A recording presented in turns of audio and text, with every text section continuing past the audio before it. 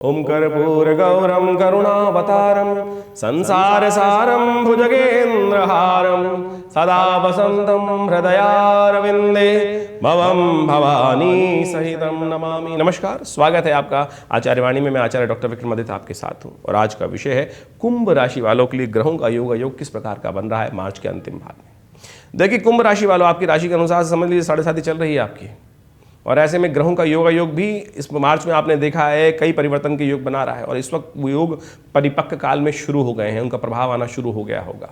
चाहे वो आपकी राशि में, आपके लग्न में मंगल और शनि का योग बन रहा हो, युति का योग, चाहे वो आपकी राशि के द्वितीय भाव में सूर्य का और विशेष तौर पर राहु का योग बन रहा हो, ये सारे योग विशेष तौर पर बन के तैयार हो गए हैं मार्च के मध्यकाल में और अब उनका परिपक्व खेल आरंभ होता दिखाई दे रहा है। ऐसे में हमने कई बार आपको बहुत सारे वीडियोस के माध्यम से बताया कि क्या कुछ प्रभाव उत्पन्न करेंगे।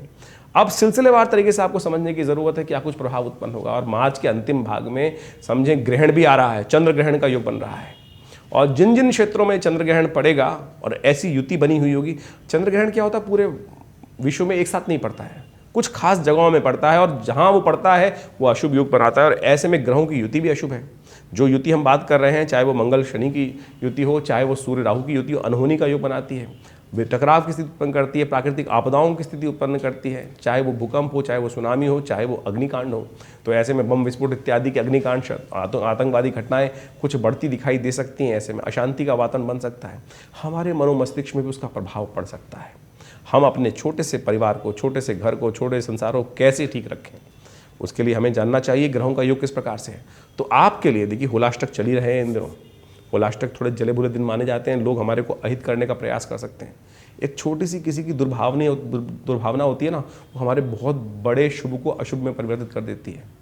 तो उससे बचने का प्रयास करना चाहिए। इसीलिए भारतीय संस्कृति में कहा जाता है कि बंधनवार बांधकर घर को नेगेटिव एनर्जी से बचाते हुए, नज़र को बचाते हुए इन होलाष्टक के दिनों में ध्यान रखना चाहिए। हमने इसके लिए विशेष तौर पर आश्रम में यज्ञ रखा हुआ है जो चल रहा है लगातार, आप उसमें सम्मिलित हो सकते हैं। भगवान भैरव जी का ध्यान करते हुए ओम ह्रीं बटुकाय आपद उद्धारणाय कुरु बटुकाय ह्रीं स्वाहा, इस मंत्र का नित्य प्रति जप करें। हो सके तो अपने घर के बाहर बंधनवार बांधें, सिरस के पेड़ के पत्ते लगाएं, साथ साथ हो सके तो विशेष तौर पर अपने घर में नित्य प्रति पूजन करें, धूप जलाएं। विशेष तौर पर कहा जाता है शास्त्र के अनुसार से कि हम विशेष तौर पर गूगल का धूम्र करने का प्रयास करें। तो इन सब चीज़ों से हम अनेक प्रकार के कष्टों को दूर करने के योग बना सकते हैं। तो अवश्य इनका सानिध्य लेने का प्रयास करना चाहिए। यदि सिलसिलेवार तरीके से समझने का प्रयास करें तो 21 मार्च को ग्रहों की गणना हम बताते हैं आपको क्या कुछ बन रही है।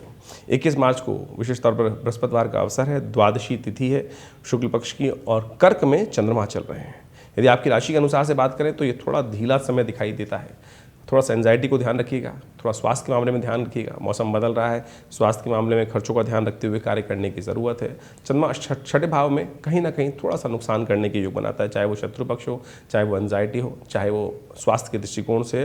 तो ये समय थोड़ा ध्यान रखने का उपाय के तौर पर किया जाए तो आप कोशिश कर सकते हैं भगवान शंकर का महामृत्युंजय मंत्र जप करते हुए दूध से भगवान का अभिषेक कर लीजिए। हो सके तो विशेष तौर पर महामृत्युंजय मंत्र का जप कर लीजिए। ओम हौं जुं सः ओम भूर्भुवः स्वः ओम त्र्यंबकं यजामहे सुगंधिं पुष्टिवर्धनम् उर्वारुकमिव बन्धनान् मृत्योर्मुक्षीमामृतात् स्वभुवः भू ओम सह जुं हों ओम। ये महामृत्युंजय मंत्र है। और खास बात ध्यान रखिएगा, अश्लेषा और मघा नक्षत्र इस दिन विद्यमान है। ये अश्लेषा और मघा नक्षत्र जो है दोनों मूल गणमूल के अंतर्गत आते हैं। तो ऐसे में 21 और 22 तारीख को दोनों नक्षत्र विद्यमान रहेंगे। जो जातक जन्म ले रहे हैं उनकी मूल शांति अवश्य करानी चाहिए और जिन्होंने नहीं कराई है अपनी मूल शांति, उस दिन कभी भी करा सकते हैं जब भी ये नक्षत्र 27 दिन बाद घूम के आते हैं। तो ये ध्यान रखना चाहिए, अन्यथा जीवन में कई प्रकार के कष्ट 27,000 जप मूल शांति के लिए अवश्य करने चाहिए। नहीं तो लोग भ्रांति में फंसे रहते हैं, कष्ट में फंसे रहते हैं और फिर अनजाने दुखों में फंसते आते हैं। तो अवश्य मूल शांति नहीं कराई है तो अवश्य करा लें कभी भी, उससे कहीं ना कहीं कष्ट दूर होने के अद्भुत योग बनेंगे। ये हमने अनुभव देखा है बहुत सारे जातकों के ऊपर। 22 तारीख मार्च की हम बात करें तो त्रयोदशी का अवसर है और कुंभ राशि वालों के लिए ग्रहों का योग क्या बना है वो भी जान लीजिए। शुक्रवार का दिन और चंद्रमा परिवर्तन की तरफ चले गए हैं रात्रि में करीब 1:30 पर। यह आपके लिए बड़ा अनुकूल है, पॉजिटिव साइन है। जो 2 दिन 3 दिन वीक के हैं उनको आप भरपाई कर सकते हैं आने वाले 2-3 दिन में और ऐसे में पॉजिटिव चांस बनते दिखाई देंगे, आपके लिए लाभ की स्थिति बनती दिखाई देगी। भगवान का ध्यान करते हुए कार्य करने का आपको प्रयास करना चाहिए। सुंदर तरीके से आपके लिए सुंदर योग बन सकते हैं। तभी प्रदोष का समय है, शुक्र प्रदोष का योग बन रहा है। भगवान शंकर की कृपा जब हो जाए ना तो समस्त प्रकार के मनोरथ सिद्ध हो जाते हैं। भगवान भोलेनाथ तो बड़े आसानी से प्रसन्न होने वाले हैं। तो प्रदोष काल में शाम के समय शुक्र प्रदोष का सुंदर योग बन रहा है। महालक्ष्मी कृपा के लिए अवश्य जाएं भगवान शंकर के मंदिर में और उनका दूध से अभिषेक करें, जल से अभिषेक करें, बेलपत्र उन्हें अर्पित करें। ओम नमः शिवाय का जब रुद्राष्टाध्यायी कर सकें तो बहुत सुंदर है। कहा जाता है शास्त्र के अंदर कि प्रदोष के समय में, और आज तो शुक्र प्रदोष का योग बन रहा है, नित्यपति भगवान शंकर पूरे संसार का भ्रमण करते हैं पार्वती जी के साथ, और जो उनका स्तवन करते हैं उनको मिलते हैं, उनके समस्त मनोरथ सिद्ध हो जाते हैं, उनके कष्ट दूर हो जाते हैं। तो इसलिए इस प्रदोष काल को हमारी संस्कृति में विशेष तो बड़ा महत्व दिया गया है। और प्रदोष तिथि में प्रदोष काल है, समस्त दोषों से रहित काल है, तो उसका तो कहना ही क्या है, शुक्रवार के दिन पड़ रहा है। तो ऐसे में एक छोटा सा कर्म सहस्त्रों गुना अधिक फल प्राप्त करा देगा। तो इसलिए रुद्राभिषेक समय अवश्य करें, कुछ और कार्य ना करें, अलाय बलाय फालतू से बचने का प्रयास कीजिए। 23 तारीख को 23 मार्च की बात कर लीजिए, त्रयोदशी तिथि उस दिन थोड़ी देर के लिए विद्यमान है। चतुर्दशी आने में समय लगेगा, 2 घड़ी तक त्रयोदशी रहेगी, शनिवार का अवसर है। ग्रह का योग आपकी राशि के अनुसार से अनुकूल बना हुआ है, लेकिन मंगल शनि की युति आपकी लग्न में चल रही है, सूर्य आपके द्वितीय भाव में राहु के साथ चल रहे हैं, और ये योग कहीं ना कहीं आपको थोड़ा सा पजल में फंसाता है, अननेसेसरी की एंजाइटी बढ़ाता है। ग्रह कुछ ना कुछ खराब भी हैं, लेकिन चंद्रमा आपको हेल्प करने के लिए योग बना हुआ है। तो ऐसे में ध्यान रखते हुए कार्य करें। बृहस्पति से दृष्ट है चंद्रमा, तो लाभ की स्थिति बनाएगा, लेकिन गुस्से को कंट्रोल कीजिएगा। अननेसेसरी के गुस्से अननेसेसरी परेशान करता है, अंदर से कुड़कुड़ चल रही है ना, जो वो कई दिन से चल रही है, उसको ध्यान रखने की ज़रूरत है। अभी 2 महीने और चलेगी वो कुड़कुड़, ध्यान रखते हुए कार्य करने की ज़रूरत है। उसको मन को शांत करने का प्रयास कीजिए। केसर का नित्यपति सेवन कीजिए, वो बहुत ज़रूरी है। शनिवार का अवसर है, हनुमान चालीसा का पाठ कर लीजिए। शनि महाराज इस वक्त थोड़े ख़राब चल रहे हैं, मंगल उनको एग्रीवेट कर रहे हैं, तो ऐसे में ध्यान रखते हुए उपाय करना बहुत ज़रूरी है आपके लिए। 24 मार्च की यदि हम बात करें तो उस दिन विशेष तौर पर चतुर्दशी तिथि है और होलिका दहन का अवसर है। इस दिन होलाष्टक भी समाप्त होने के योग बनाएंगे। भद्रा है, लेकिन भद्रा का योग जो बन रहा है वो करीब करीब 9:55 सुबह से लेकर रात्रि में करीब करीब 11:17 तक रहेगा। तो ध्यान रखिएगा, होलाष्टक चल रहे हैं और साथ साथ विशेष तौर पर होलिका दहन का जो पर्व है वो विशेष तौर पे होलिका दहन के जो होना चाहिए वो 11:17 के बाद ही कीजिएगा, क्योंकि भद्रा में होली नहीं जलाई जाती। जो जलाते हैं, जो उसमें आहुति देते हैं, वहाँ पर खड़े होते हैं, उनके लिए अनिष्टकारी योग बनता है। ये छोटा सा कर्म बड़ा चमत्कारी है। भारतीय संस्कृति में अग्नि ही माध्यम है देवताओं के साथ संपर्क करने का। ये होलिका दहन एक तरह से यज्ञ ही माना जाता है। तो ऐसे में विशेष तौर पर मुहूर्त देखकर ही कार्य करने के लिए, उत्सव तो है लेकिन मुहूर्त के साथ करने का प्रयास कीजिए। ये केवल लौकिक उत्सव नहीं है, ये विशेष तौर पे दैविक उत्सव है, और इसको समझते हुए परंपरा के साथ नहीं है, इसको विशेष तौर पे निर्वाह करने के लिए, बहुत सारे कष्टों को दूर करने के लिए हम अनेक उपाय इसके अंदर करते हैं, उसको समझते हुए कार्य करने का प्रयास करना चाहिए। ग्रह विशेष तौर पर इस दिन अनुकूल बने हुए हैं आपके लिए। विशेष तौर पर दिन का समय, सुबह का समय तो अच्छा दिखाई देता है, लेकिन शाम को थोड़ा सा मनोमस्तिष्क में बंधन, विचारों में बंधन महसूस करने के योग बन सकते हैं। तो उसको ठीक करने के लिए कुछ खास उपाय हमने आपको बताया, वो करें। सत्यनारायण व्रत भी इस दिन किया जाता है, भगवान सत्यनारायण का पूजन करें और इस कलिकाल में समस्त प्रकार से कष्टों को दूर करने का योग अवश्य बनेगा।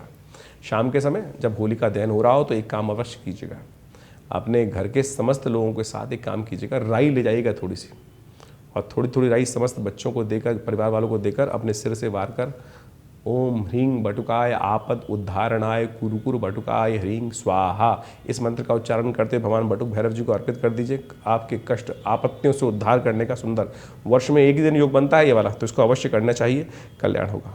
25 मार्च की ग्रह गणना दिखा रही है कि उस दिन पूर्णिमा का अवसर है और उस दिन सोमवार का योग बन रहा है। इस दिन खग्रास चंद्र ग्रहण भी है जो कई जगह पड़ रहा है। साथ साथ होली खेली जाएगी, चंद्रमा का जन्मदिवस भी है इस दिन। और इन ग्रहों योग के अनुसार से आप समझ लीजिए कई ग्रहों का परिवर्तन का योग जो बन रहा है वो आपके लिए विशेष तौर पर बहुत सुंदर योग बनाता दिखाई दे रहा है। तो ऐसे में विशेष तौर पर कई ग्रहों को समझें आपके लिए क्या प्रभाव है। सबसे पहले तो ग्रहण पड़ रहा है, इस बात को समझें। इस दिन ग्रहण जहाँ भी पड़ रहा है, ग्रहण विशेष तौर पर कहा है कई ग्रहों की युति खराब है, और ऐसे में ग्रहण भी पड़ना विशेष तौर पर अनिष्टकारी योग बनाता है। और जिन क्षेत्रों में ग्रहण पड़ रहा है तो उनके लिए तो बहुत अनिष्ट है। विशेष तौर पर यूरोप के देशों में, कुछ इस्लामिक देशों में इसका प्रभाव रहेगा, अफ्रीका के इत्यादि देशों में, ऊपर अमेरिका इत्यादि देशों में पड़ रहा है। भारत में एक ग्रहण दृश्य नहीं है, बहुत सुंदर योग बन रहा है, तो भारत के लिए कष्ट का योग कम दिखाई देता है। लेकिन इन क्षेत्रों में जहाँ जहाँ युद्ध चल रहे हैं रशिया इत्यादि में, वहाँ के लिए भयावह स्थिति उत्पन्न कर सकता है। मंगल शनि की युति, साथ साथ राहु सूर्य की युति, और ऐसे में रोहिणी का योग, साथ में ग्रहण, तो अनिष्ट का। लेकिन यदि हमारे कोई बच्चे वहाँ पर हैं परिवार वाले कोई लोग हैं तो उनको भी सावधान करते हुए भारतीय संस्कृति के अनुसार जो उपाय बताए गए हैं वो अवश्य करने चाहिए। चाहे वो मंत्र जप हो, चाहे वो विभिन्न प्रकार के उपाय हो, अलग से वीडियो बनाएंगे उसके लिए, वो आप देख लीजिएगा और उनको ठीक करते हुए उपाय करना चाहिए। इस समय आपको हम बताने का प्रयास करते हैं। तो ऐसे में होली का सुंदर पर्व भी इस दिन है। तो होली किस प्रकार से खेली जाए?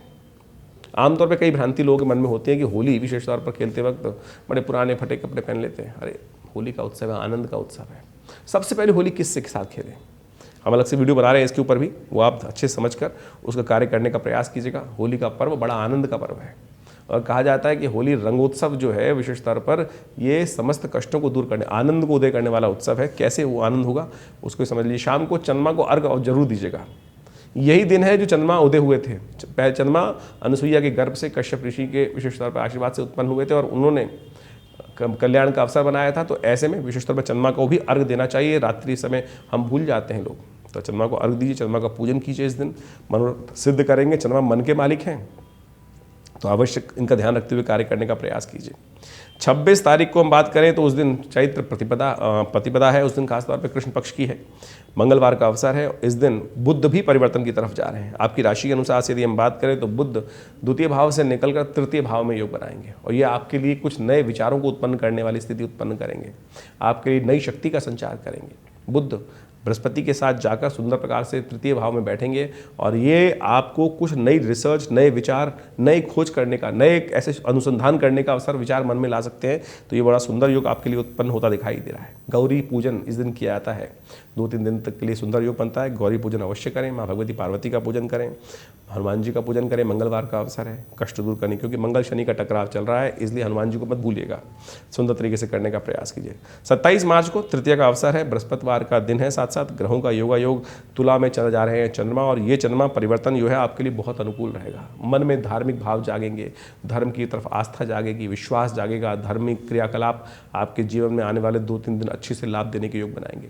और यदि आप धर्म में अच्छे से लिप्त रहे तो आने वाले समय में जब चंद्रमा परिवर्तन की तरफ जाएंगे तो लाभ की स्थिति भी अवश्य प्रशस्त करेंगे। बृहस्पति के साथ चंद्रमा का बहुत सुंदर संपर्क में है, तो ऐसे में बस गुस्से को कंट्रोल करते हुए कार्य करेंगे, मन को शांत करते हुए कार्य करेंगे तो बहुत सुंदर रहेगा। बुधवार का अवसर है, गणेश जी का स्तवन करें, भगवान कृष्ण का पूजन करें, पंचामृत से शंकु स्नान कराएं, पंचामृत ग्रहण करें, सब अनुकूल होगा आपके लिए। 28 तारीख की हम बात करें, तृतीया का अवसर, बृहस्पतिवार का अवसर, भद्रा इस दिन विद्यमान रहेगी। सूर्योदय से लेकर करीब करीब शाम को करीब 7 बजे तक। इस दिन गणेश चतुर्थी का व्रत भी है और ग्रह आपके लिए अनुकूल बने हुए, लेकिन नए प्रोजेक्ट्स पे ध्यान थोड़ा कम दीजिएगा। आप पुराने चलते हुए काम को करने का प्रयास करें, नए प्रोजेक्ट्स में हाथ डालने से बचें। आज का युग अच्छा नहीं है। ये लंबा चलने वाला काम है तो उसको बचें।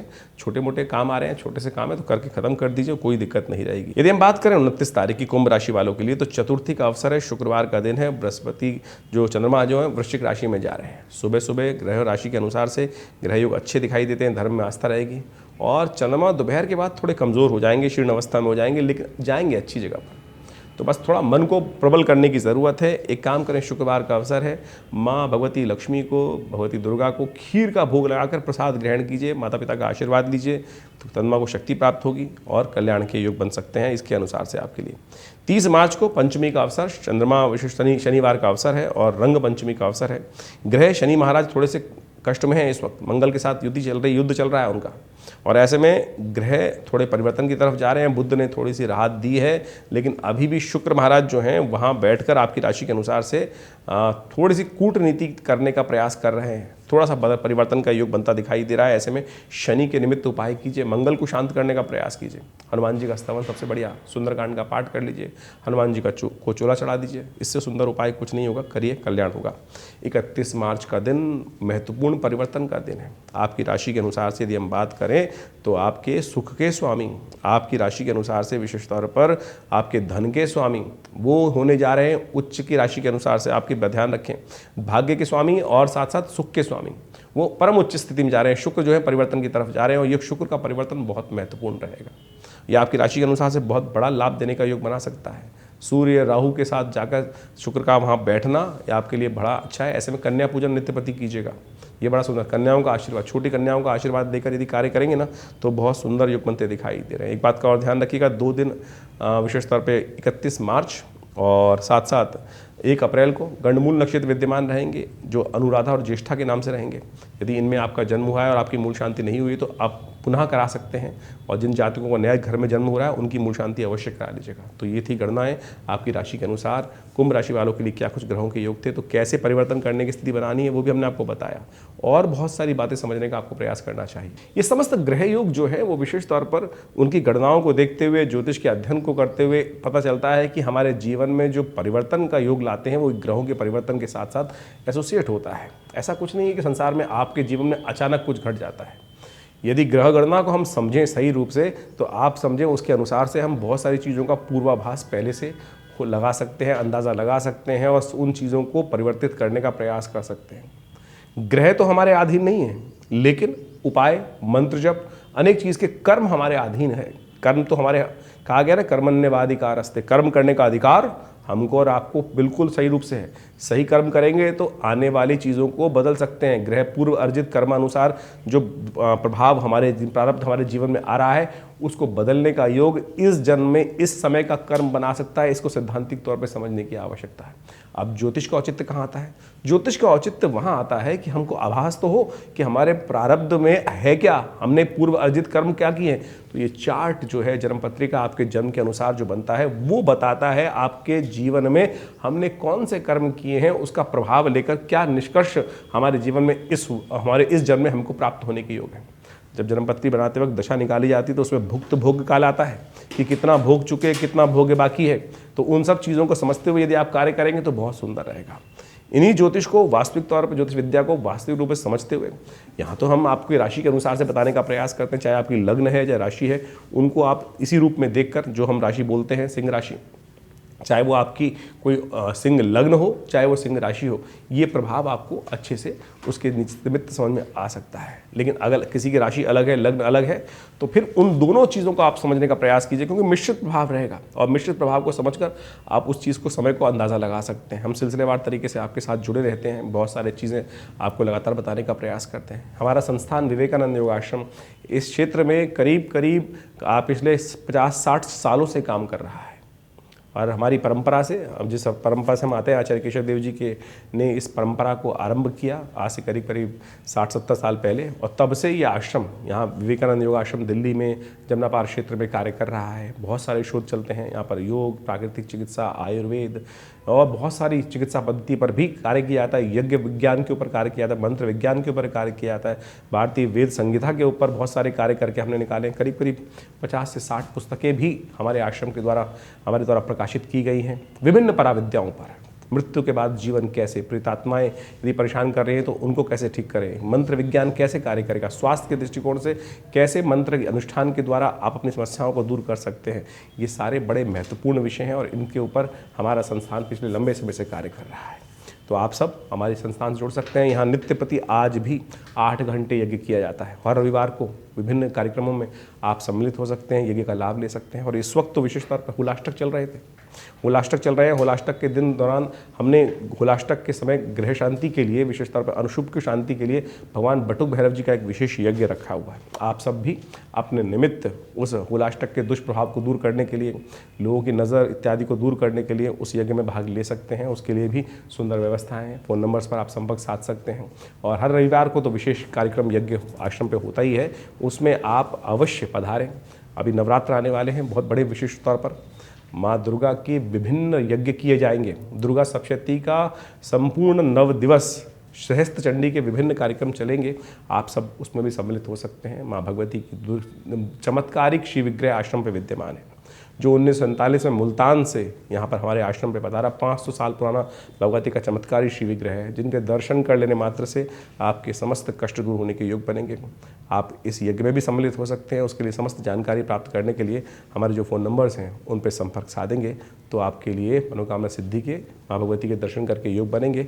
आइए विवेकानंद योग आश्रम में यज्ञ में भाग लें, माँ भगवती दुर्गा का दर्शन करें और अपने कष्टों को दूर करें।